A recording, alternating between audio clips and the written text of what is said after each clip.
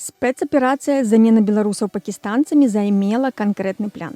На тэкстыльнае прадпрыемства ў Баранавічах неўзабаве могуць прыехаць спецыялісты з Пакістану.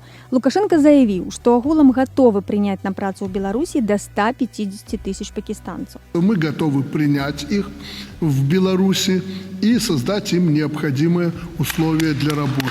Такім чынам Александр Лукашенко хоча развязаць праблемы дэфіцыту працоўных рэсурсаў у Беларусі. На пачатак красавіка па ўсёй краіне было больш за 198 тысяч вольных працоўных месцаў. Для параўнання на пачатак году 161 тысяча. Выкінуць з Беларусі больш за 500 000 нелаяльных беларусаў, а на іх месца завесці 150 тысяч пакістанцаў з сем'ямі.